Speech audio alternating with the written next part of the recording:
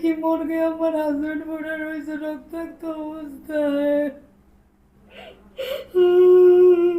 ছেলে মেয়েরা তার বাবার এত অকালে হারাইতো না। ওরা বাবার মন মতো কে কোনো বোঝে না, শুধু বলে বাবা, বাবা কোথায় গেছে, বাবা আসে না কেন, বাবা আসে না। এখনো তারা স্কুলেই ভর্তি হয় নাই। তার ইচ্ছা ছিল বড় মাদ্রাসায় পড়বো।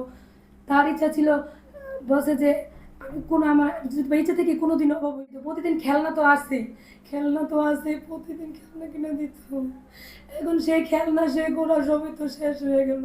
জানি সে কাজে গেছে ঢাকা, এই জন্য আমি আর কিছু জিজ্ঞেস করি নাই। সে তো প্রতিদিনই কাজে যায়। সেদিন আমি কোনো জিজ্ঞেস করি না, আমার হাজব্যান্ড আমাকে কিছু বলে নাই। 10টা বাজে, সকাল 10টা বাজে বের হয়েছে, আর 12টা বাজে শুনি আমার বোন আমার ফোন দিছে, বলতেছে যে ভাইয়া কোথায় তুমি জানো? আমি বলছি না, কেন, উনি তো কাজে গেছে। বলে কাজে গেছে ধরে ফোন তো ভাইয়া ধরতেছে। আমি বলি কি ফোন দিছে? আমি বলি কি না, এখন আমার ফোন দেয় নাই। বলে কি এমনি একজন অফিসার, মানে পুলিশ অফিসার ফোন দিয়ে বলতেছে যে ভাইয়া নাকি অ্যাক্সিডেন্ট করছে ফারুককে। এখন বলি ঢাকা সোয়ারতে উনি ভর্তি আছে। তা আমি বলছি যে কীভাবে হলো এগুলো, কীভাবে অ্যাক্সিডেন্ট হলো, এটা বললে আমার বাবার বাসায় আমি গেলাম। পরে শুনি যে উনি বলতেছে অফিসার বারবার ফোন দিয়ে আপনারা বললাম মাজুদ অ্যাক্সিডেন্ট করছে, আপনারা ঢাকা শহরতে চলে আসেন, উনি ভর্তি আছে। আমরা ভাবছি তখনও সে বেঁচে আছে, কিন্তু সে তখন মারা গেছে, আমাদের এটা বলে নাই। সে তখন মারা গেছে, সে তখন ভর্তি না। আমরা যেতে যেতে বলতেছে যে ওনার ওয়াইফ এবং তাদের ছেলেমেয়েদের নিয়ে আসবেন সাথে করে। আপনার সাথে সাথে তাড়াতাড়ি নারায়ণগঞ্জ থেকে সেই সুযোগ দেখেছি, গিয়ে দেখি মর্গে আমার হাজব্যান্ড পড়ে রয়েছে রক্তাক্ত অবস্থায়।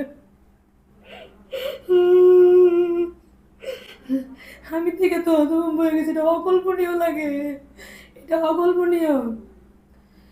মানুষ কত দুর্ঘটনা ঘটে টিভিতে ছেলে মেয়ে সামনেতে দেখে, তখন মনে মনে ভাবতাম যে এই দুর্ঘটনা ঘটে হয়তো বা মানুষের যে কাজগুলো আছে তারা সচেতন না। আমাদের সরকার যারা আছে, সরকার আছে উনি সচেতন না দেখে হয়তো বা আমাদের দেশে এই ঘটনা ঘটে। যদি একটু সচেতন থাকতো তাহলে মনে হয় এই ঘটনা ঘটানো বাংলাদেশে ঘটতো না। কিন্তু কে জানে সেই ঘটনায় আমার ঘটবো। আজকে যদি মানুষ সচেতন থাকতো, আজকে যদি রেলমন্ত্রী যেটা পিয়ারিংটা পড়ছে এটা যদি সচেতন থাকছে, আমার হাজব্যান্ড হারাইতাম না, আমার ছেলে মেয়েরা তার বাবার এত অকালে হারাইতো না। ওরা বাবার মন মতো কে কোনো বোঝে না, শুধু বলে বাবা, বাবা কোথায় গেছে, বাবা আসে না কেন, বাবা আসে না কেন। বা ছেলেদের জিজ্ঞাসা বলে বাবা কোথায় গেছে, বাবা অ্যাক্সিডেন্ট, বাবা রক্ত, শুধু এটাই বলে। ওই যখন বাবার মুখটা দেখে তখন বলে daddy sleeping, daddy sleeping, don't Cry. এই কথাগুলা এতটুকু বাচ্চা এই বয়সে তারা বাবার হারাইছে, এটা সত্যি মানা একবারে দেয়। আমার হাজব্যান্ডের বয়সটাই কত, এই 35 বছরে সে এই দুনিয়া ছেড়ে যাবে, একটা অকল্পনীয়, এটা অবাস্তব ঘটনা।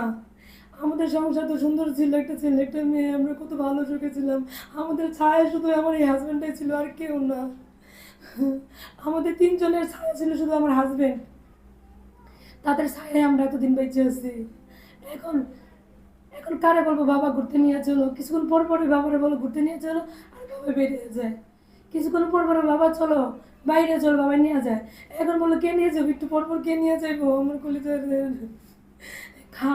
আমরা যে সাধারণ মানুষ, আমার হাজব্যান্ডের সাধারণ মানুষ, তারপর কোনোদিন বুঝতে দেয় না সন্তানরা আমারে যে আমাদের সামনে সাধারণ মানুষ। তাদের ছেলেমেয়েরা কোনোদিন মানে একটা আছে না যে কৃপণতা, কোনোদিন কৃপণতা করে নাই, একটা টাকার কোনো কিছু কৃপণতা করে নাই। প্রতিদিন 2,000 টাকা, কমপক্ষে 2,000 টাকা ছেলে মেয়েদের জন্য ভাঙতো। কি ভাঙতো? প্রতিদিন রিক্সায় ঘুরাইতো, প্রতিদিন দোকান থেকে তাদের মজা কিনে দিত, প্রতিদিন খেলনা তো আসে, খেলনা তো আসে, প্রতিদিন খেলনা কিনে দিত। এখন সেই খেলনা সে গোড়া সবই তো শেষ হয়ে গেল। এই অল্প বয়সে আমার হাজব্যান্ডটা আমি হারাইলাম, আমার হাজব্যান্ড অল্প বয়সে সে মারা গেল, এটা একদম অল্প কল্পনীয়।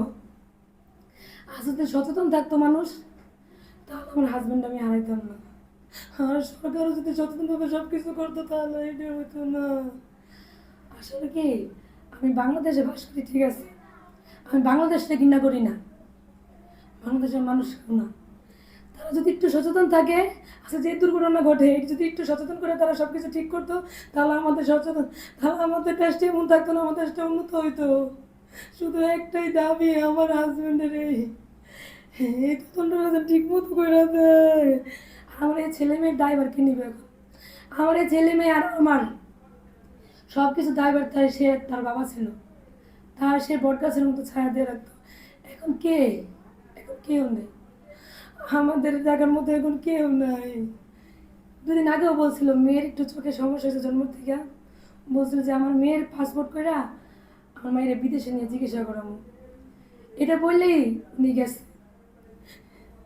কত বলছিল যে তুমি কোনো চিন্তা করো না, আমার মরে গেল আমার কোনো অসুবিধা নেই, আমার মেয়েরা, আমার ছেলে মেয়েরা আমি জীবিত থাকতে যেভাবে রাজার মতো করে ফেলে গেছি, মরার পর ওরা রাজার হালি বড় পোষণ হইব। এখনও তারা স্কুলেই ভর্তি হয় নাই, তার ইচ্ছা ছিল বড় মাদ্রাসায় পড়বো, তার ইচ্ছা ছিল বসে যে আমি কোনো আমার যদি ইচ্ছা থেকে কোনো দিন অভাব হইব না, বিদেশে আমি এমন কাট করে দিব যে না ছেলে মেয়ে আসা যাওয়া করতে পারে, তাদের লাইফ সেটেল যেন ভালো হয়। সবসময় শুধু এই কথাই বলতো যে ওদের কোনো অভাব হইব না।